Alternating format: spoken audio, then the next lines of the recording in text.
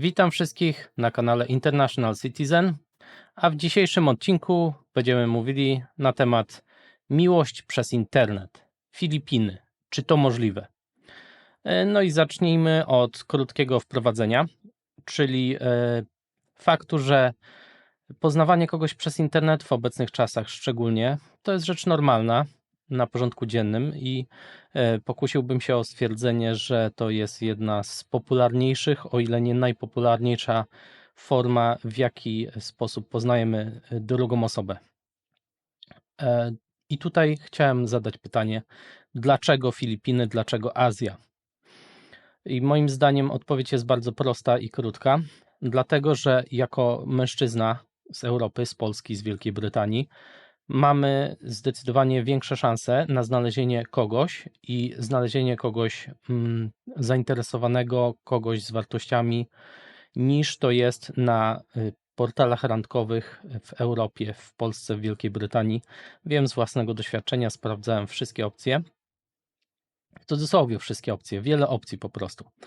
I statystycznie to wygląda tak, że w Europie jest zdecydowanie więcej kobiet na portalach randkowych niż mężczyzn. Dodatkowo jest taki efekt, że wszyscy mężczyźni chcą zagadać do kobiet i wtedy się robi tłok, a jak jest duży wybór dla kobiety, to z kolei jest bardzo mały dla mężczyzny. I od strony mężczyzny to wygląda tak, że próbuje napisać do różnych kobiet, żadna nie odpisuje, a z kolei z pozycji kobiety to wygląda tak, że założy sobie profil na koncie na jakimś portalu randkowym i wszyscy jej zawracają głowę i ma na przykład 10, 20, 50 wiadomości dziennie. I w takim tłumie ona z kolei, nawet jakby był wartościowy mężczyzna, to nie ma szansy do niego dotrzeć, bo w tym tłumie codziennie nowe osoby piszą, codziennie po kilkanaście, kilkadziesiąt. Ciężko to opanować, że tak powiem. A szczególnie jak mężczyzn jest więcej. No i nie zawsze kobiety są na tych portalach randkowych po to, żeby kogoś poznać, bo czasami to też są po to, żeby na przykład z nudów poczuć atencję, albo same nie wiedzą dlaczego, albo szukają lepszej opcji niż mogą znaleźć na żywo.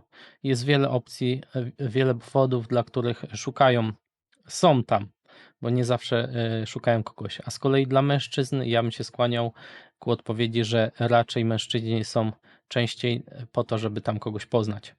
Bo nie oszukujmy się, jeżeli jest kobieta, nawet średnio atrakcyjna, to ona może poznać kogoś wszędzie i często jest tak, że mężczyźni zaczepiają ją i w pracy, i na ulicy, i gdziekolwiek by nie była, ma propozycję, więc ona nie musi zakładać konta na internecie, a jeżeli zakłada, to często się zdarza tak, że zakłada, żeby znaleźć coś lepszego. Też się tak zdarza bardzo często, że te kobiety, które już się zdecydują w Europie na założenie konta na portalu randkowym,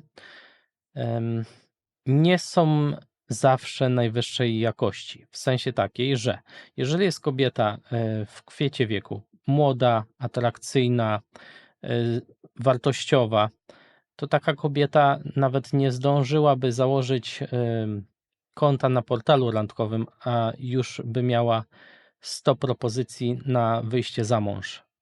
Więc jeżeli jest taka sytuacja, że jest kobieta na portalu randkowym, to często się niestety tak zdarza. Nie zawsze, są wyjątki, oczywiście, wiem o tym, ale często się tak zdarza, że takie kobiety są albo po przejściach, albo chowają coś przed nami i po prostu to nie jest najlepsza opcja. Najlepsza opcja jest poznawać kobiety na żywo u siebie w kraju, w tym miejscu, w którym się jest i da się sprawdzić, z kim się rozmawia. Tak. To tyle, jeżeli chodzi o ten wstęp.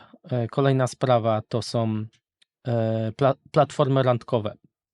Jakie są platformy randkowe, jeżeli chodzi o Azję, o Filipiny?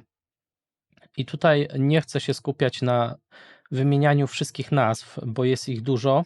Poza tym one się dynamicznie zmieniają. Jedne są bardziej popularne dziś, za rok będzie jakaś inna platforma.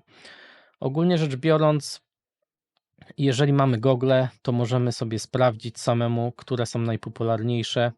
Ja wiem, że jedną z najpopularniejszych jest na przykład Filipino Cupid. I ja też korzystałem z tej aplikacji z ciekawości po prostu, żeby zobaczyć, jak działa. No i ja bym powiedział, że sytuacja, jeżeli chodzi o poznawanie kobiet, wygląda następująco. Jeżeli ktoś chce poznać kobietę, to ja to dzielę na 3 kategorie. Pierwszy kategoria to jest portale randkowe. Jeżeli chodzi o Azję, to dla mężczyzny z Europy jest dużo łatwiej poznać kobietę tam i ma dużo większe możliwości, aniżeli by miał to robić w Europie. Druga opcja to są agencje matrymonialne.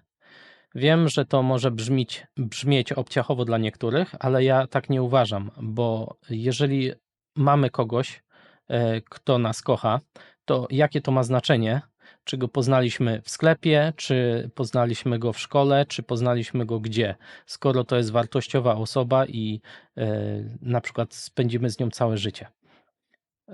Agencje matrymonialne ja uważam, że są lepsze niż poznawanie na portalach randkowych, bo na portalach randkowych portale nie zarabiają pieniędzy na osobach, które są szczęśliwe i znalazły kogoś.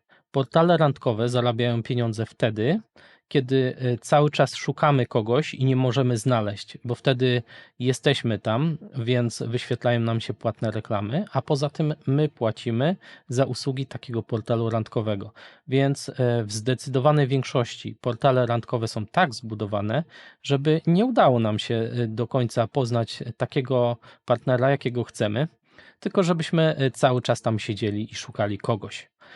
Dlatego uważam, że druga opcja, czyli agencje matrymonialne, są dużo lepsze, bo w takiej sytuacji na przykład znajdujemy fizycznie miejsce, gdzie jest biuro, gdzie są ludzie, którzy się tym profesjonalnie zajmują i mają bazę mężczyzn i kobiet, które szukają kogoś dla siebie. I my się rejestrujemy w takiej agencji i następnie oni nam mówią, że proszę wysłać nam nasze zdjęcie i wszystkie detale. My stworzymy dla pana, pani profil, tworzą profil i na przykład po tygodniu, po 2, po miesiącu dostajemy odpowiedź, że pani profilem są zainteresowane powiedzmy 3 osoby. Tu są numery kontaktowe do nich i proszę zobaczyć, czy coś z tego wyjdzie. Jak wyjdzie, to super, a jak nie, to proszę wrócić z powrotem. I w ten sposób możemy poznać kogoś. Ta opcja jest dużo lepsza, bo nie jest aż tak zakamuflowana i nie kupujemy w cudzysłowie kota w worku, tylko są osoby bardziej sprawdzone. Więc i intencja tych osób jest bardziej klarowna. Jeżeli chodzi o portale randkowe, niektórzy wchodzą na nie od niechcenia, niektórzy nie wiedzą, czego chcą kompletnie, a niektórzy chcą nas oszukać. A jeżeli chodzi o agencję matrymonialną, to koszt zarejestrowania się w porządnej, profesjonalnej agencji matrymonialnej jest zdecydowanie wyższy niż miałoby to miejsce w przypadku portalu randkowego. To też osoby, które się decydują na taki krok, są bardziej zdecydowane i wiadomo, że chcą jednak kogoś poznać.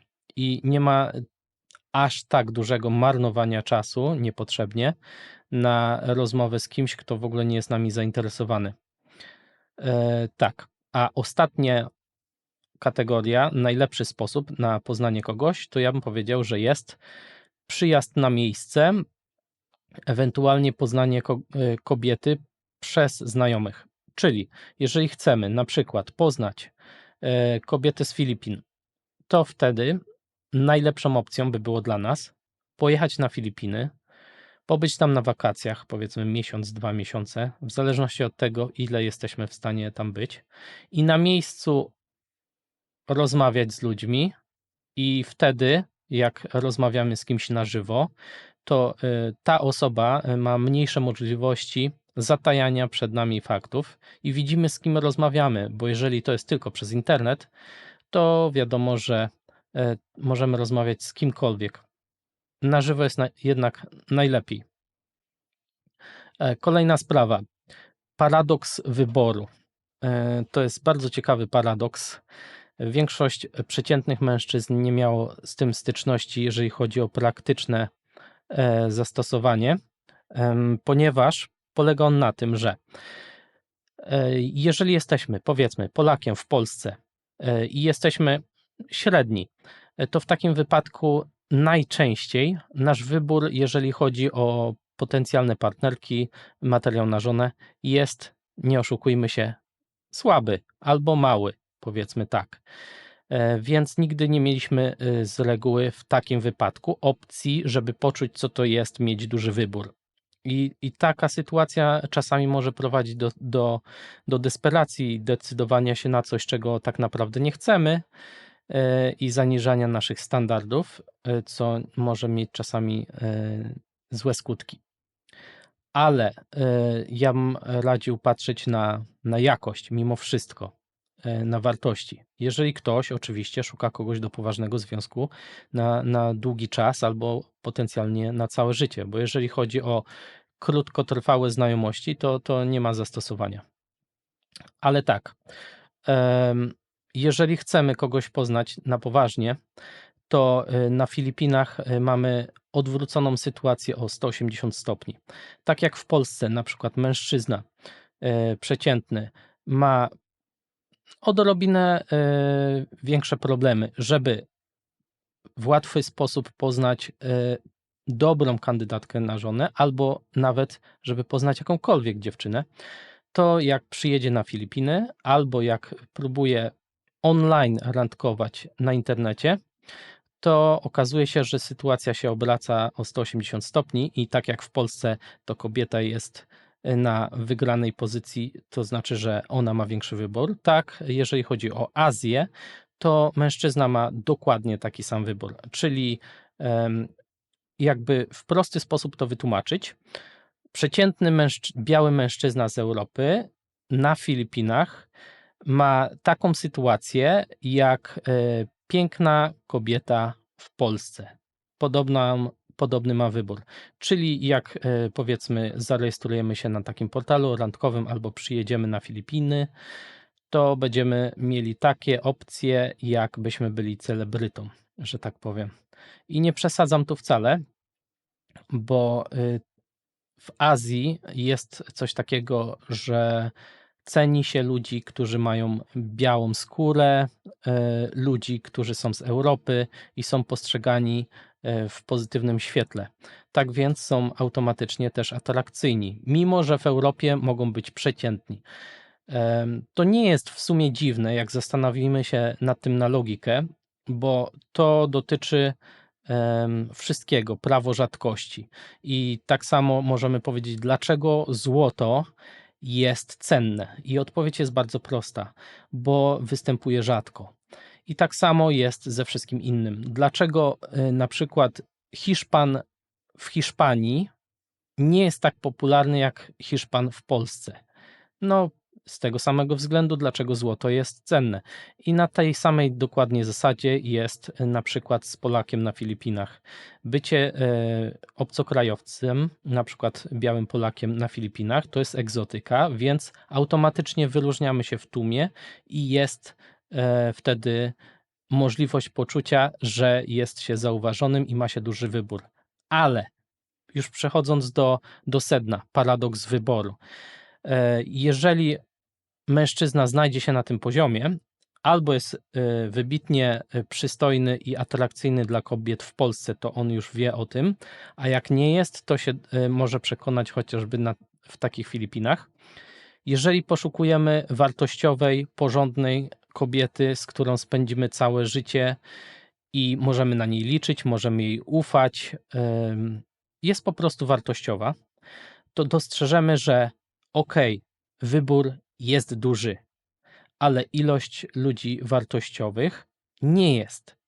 I ja bym powiedział, z tego co zauważyłem, a przeanalizowałem różne miejsca dość dokładnie, ja bym powiedział, że nawet jakbyśmy jako mężczyźni mieli 100% wybór, że potencjalnie każda kobieta jest nami zainteresowana, to i tak dostrzeglibyśmy, że okej, ale tych wartościowych jest mało i owszem, może wybór na przykład na takich Filipinach jest ogromny i dużo osób jest nami zainteresowana, ale jest zainteresowana przez to, że widzą nas, że jesteśmy powiedzmy przystojni, egzotyczni dla nich i nie patrzą dużo osób nie patrzy przez pryzmat wartości, bo nas nie zna. I w takiej sytuacji, powiedzmy teoretycznie, poznajemy 10 dziewczyn. No i wszystko jest okej, ale tych wartościowych jest niewiele. Nie mówię ile, nie chcę tu popadać w statystyki, ale powiedzmy dla teoretycznego przykładu, że na te 10 dziewczyn jedna będzie naprawdę porządna, na którą warto spojrzeć. A jeżeli poznamy 10, to żeby dowiedzieć się tego, która tak naprawdę jest wartościowa, to zajmie nam dużo czasu, a jeżeli nie znamy dobrze kultury, to dodatkowo to może być prawie niemożliwe, albo musielibyśmy poświęcić więcej czasu, niż to jest fizycznie w stanie do roboty. Nie da się tego ogarnąć, że tak powiem. Więc paradoks polega na tym, że jest duży wybór, ale jeżeli szukamy kogoś wartościowego, to i tak nam będzie ciężko kogoś znaleźć. To tyle, jeżeli chodzi o paradoks wyboru. Co możemy powiedzieć dalej? Zalety i wady randkowania przez internet. No to plusy wiadome. Możemy znaleźć dobrą, tradycyjną kobietę na Filipinach. To się zdarza. Mamy duży wybór, bo naprawdę zobaczymy, że po pewnym czasie nasza skrzynka wiadomości będzie tak pełna, że pogubimy się w rachubie, kto do nas napisał. Wiem, brzmi szokująco. Jak ktoś nie wierzy, to niech nie wierzy, to niech sprawdzi i wtedy będzie wiedział. To tyle, jeżeli chodzi o duży wybór. Jest i tyle. Sytuacja może za jakiś czas się zmieni, nie wiem, za 20, 50, 100 lat. Ja mówię o sytuacji mniej więcej na teraz. I ogólnie trendach. Jest też efekt obcokrajowca na plus. Zawsze występuje, bo jeżeli jesteśmy Polakiem na Filipinach, to jesteśmy egzotyczni. W Polsce Polak w Polsce nie jest egzotyczny. I tak samo to dotyczy każdego kierunku. Jeżeli jesteśmy z innego kierunku, jesteśmy egzotyczni, to nas to wyróżnia i wzbudza zaciekawienie. Nie w każdym kraju jest to pozytywne zaciekawienie, ani nie w każdym to się przekłada na plus do randkowania, ale na Filipinach to się przekłada i to bardzo. Teraz minusy. Do minusów bym zaliczył osoby, które są tak zwanymi gold diggerami. Biały człowiek na Filipinach jest z definicji postrzegany jako osoba sukcesu, osoba bogata i osoba, która dobrze wygląda. I co to daje? A właściwie czego to nie daje? To automatycznie przyciąga osoby, które patrzą na finanse, czyli kobiety, które po prostu chcą użyć osoby z zagranicy jako portfel, jako bankomat. I dużo osób, dużo kobiet tego typu będzie się do nas odzywało, niestety. Kobiety w związkach. W związku z tym, że na Filipinach jesteśmy egzotyczni, to też na takich portalach randkowych mogą szukać szczęścia, w cudzysłowie, kobiety, które są w związkach i mogą zataić ten fakt, że mają męża albo mają dzieci i mogą zarobić coś takiego, że prowadzić z nami rozmowę, dopóki się nie zaangażujemy. Jak się zaangażujemy po jakimś czasie, po kilku tygodniach, miesiącach czasami albo i dłużej, jak już zdecydujemy się przyjechać na Filipiny, kupimy bilet lotniczy, to nagle przed samym wylotem powie nam, że no wiesz, mam taki mały sekret, nie chciałem ci mówić, nie chciałem cię martwić, ale mam na przykład dzieci. Taki mały szczegół. Ale nie powie tego od razu, tylko powie, jak już w cudzysłowie dla ciebie może być za późno, bo już się zaangażowałeś emocjonalnie, kupiłeś bilety, już od dawna rozmawiacie, już wydaje ci się, że znasz ją dobrze, w cudzysłowiu, i wtedy nagle jest takie mały szczególik. Tak. No i co jeszcze? Zdarzają się takie też sytuacje. Wiem, że powiedzmy, kobieta chce wyjść za mąż, za Filipińczyka. No i w takiej sytuacji jest sprawa oczywista, zostanie na Filipinach. Ale w międzyczasie potajemnie zakłada sobie konto na portalu randkowym, na przykład Filipino Cupid, i szuka sobie białego foreignera, czyli na przykład gościa z Wielkiej Brytanii, z Polski, z Europy, z Ameryki. I podchodzi do sprawy tak. Już data ślubu jest wyznaczona, ale jeżeli uda mi się znaleźć jakiegoś białego, bogatego, przystojnego mężczyzny z Europy, z Ameryki w międzyczasie, to jeszcze mam czas, żeby odwołać ten ślub i udać się w innym kierunku. Takie też się sytuacje zdarzają, wiem na pewno, i nie mówię, że często, nie mówię, że zawsze, nie mówię, że wszystkie. Ja mówię, że po prostu, jeżeli randkujemy online, to takie sytuacje mogą się zdarzyć, bo online można ukryć prawdziwą tożsamość i udawać kogoś, kim się nie jest. Tak, no to jeżeli chodzi o minusy, to raczej na tyle. Kolejny punkt, ja bym powiedział, zalecenia dla mężczyzn. A więc, jak już ktoś się zdecyduje na to, żeby poznawać kobietę przez internet, ja nie mówię, że nie można. Ja nie mówię, że oj, to będzie źle, oj, to już na pewno niedobrze. Ja nie lubię biadolenia, bo się da. Tylko że trzeba uważać i nie jest łatwo. A więc, pierwsze zalecenie. Jeżeli jest kobieta, poznajemy ją na internecie i ona nas w początkowej fazie związku, właściwie jeszcze nie związku, rozmowy internetowej, prosi nas o pieniądze, to automatycznie, jeżeli ktoś szuka kogoś na poważnie, to powinien od razu skończyć z taką rozmową, bo jeżeli w cudzysłowiu relacja zaczyna się od daj mi pieniądze, no to szczerze mówiąc, jeżeli chodzi o kierunek taki jak Filipiny i w ogóle o jakikolwiek kierunek, budzi podejrzenia, że jeżeli to jest relacja przez internet, to druga strona nie ma czystych intencji i traktuje nas jako po prostu bankomat. Kolejna sprawa jest, że ja to powiem trochę tak, może gruboskórnie. Trzeba wstrzymać testosteron i ruszyć głową, bo jest tak często, że na internecie jest dużo osób, kobiet też, ale nie tylko, które wykorzystują ten fakt, że powiedzmy mężczyzna miał wcześniej mniejszy wybór, albo z jakichkolwiek względów nie jest tak atrakcyjny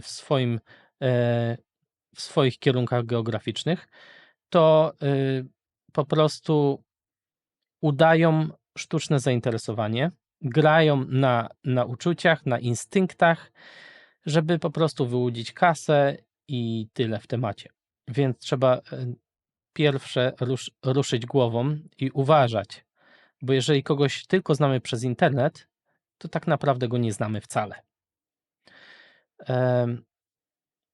Jeżeli ktoś dominuje w takiej, w cudzysłowiu, w relacji portfelem i w ten sposób chce zbudować obraz siebie jako mężczyzna, który jest stateczny, godny zaufania, to na pewno to nie jest dobry kierunek, bo jeżeli jesteś liderem, bo twój portfel jest na pierwszym miejscu, no to sam stawiasz się w roli bankomatu. Też widziałem takie sytuacje, nie polecam, bo to po prostu logicznie rzecz biorąc nie może się skończyć dobrze. Jeżeli kobieta jest zainteresowana nami, to po pierwsze będzie jej zależało, a po drugie jak kobiecie zależy, to nie zapyta nas o pieniądze, bo będzie się bała, że zrazi nas tym do siebie. Proste. Oczywiście są też patologie, widziałem też takie, że jest jakiś, w cudzysłowie, stary gość z brzuszkiem, niedbający o siebie i po prostu sypie kasą tylko po to, żeby znaleźć jakąś młodą dziewczynę i ta dziewczyna też wie, czego może się spodziewać i po prostu dwie strony siebie wykorzystują. A takie patologie się zdarzają, ale ja raczej wolę nie patrzeć w tym kierunku i nie popieram takiej strategii. Jeżeli chodzi o bezpieczeństwo w randkach online, to trzeba pamiętać o pewnych sprawach. Tak jak mówiłem, znaleźć kogoś na internecie, szczególnie w Azji, jest łatwiej jako Polak. Jest dużo łatwiej niż siedząc na tych portalach randkowych europejskich. Ale też trzeba pamiętać, że na przykład na takich Filipinach są grupy trudniące się w skamowaniu obcokrajowców. I to są na przykład, w cudzysłowie, biuro, 6 osób, siedzą przy komputerze, mają zdjęcia innych osób, które pościągały z internetu i na przykład przed obcokrajowcem udają, że telefon mi się zepsuł, teraz kamera nie działa, wysyłają mu zdjęcia, czasami to może być nawet mężczyzna, który wysyła zdjęcia do Europejczyka, podszywając się pod kobietę i mówi, że jest biedną Filipinką, nie stać go na smartfon i czy mógłbyś kupić smartfon, bo wtedy w cudzysłowie ją by było stać, mogłaby wysłać ci jakieś ładne zdjęcia i taki Europejczyk jest zafascynowany, podniecony, że wreszcie jakaś piękna Filipinka się mną zainteresowała. No i płaci pieniądze przez internet, Western Union, wysyła, ta rzekoma kobieta kupuje sobie smartfona i w tym momencie się urywa rozmowa i jest koniec. Takich sytuacji jest pełno, więc tak jak mówię, trzeba być ostrożnym. Są też kobiety, które mają sposób na życie.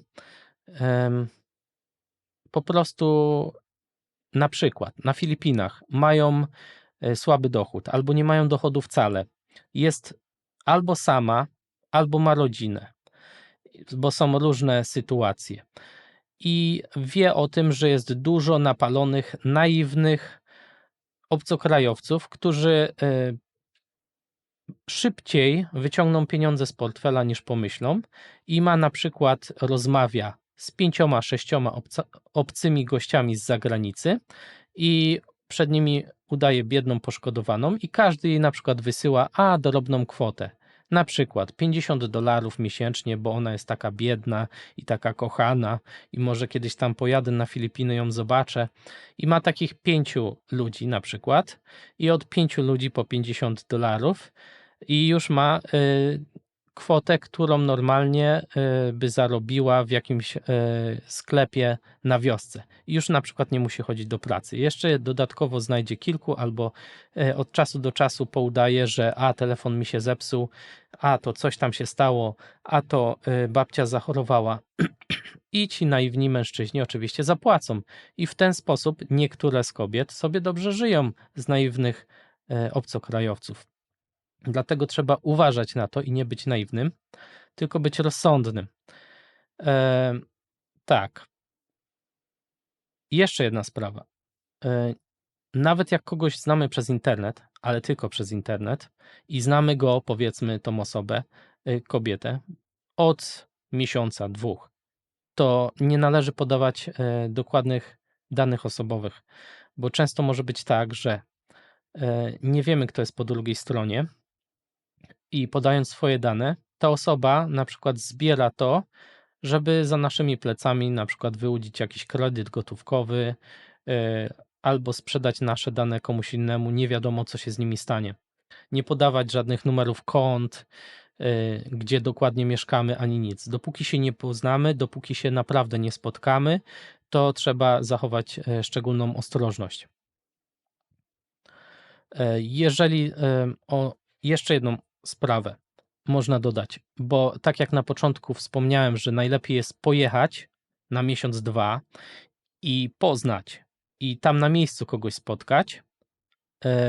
Ktoś mógłby powiedzieć, że no, ale mnie nie stać, żeby pojechać, przecież to dużo kosztuje. I jeżeli odpowiedź by była taka, to ja mogę powiedzieć, że jeżeli kogoś nie stać na to, żeby pojechać na Filipiny na miesiąc czasu, to i też nie będzie go stać na to, żeby potem ewentualnie z taką kobietą wziąć ślub, bo to są jednak koszty i są dość wysokie.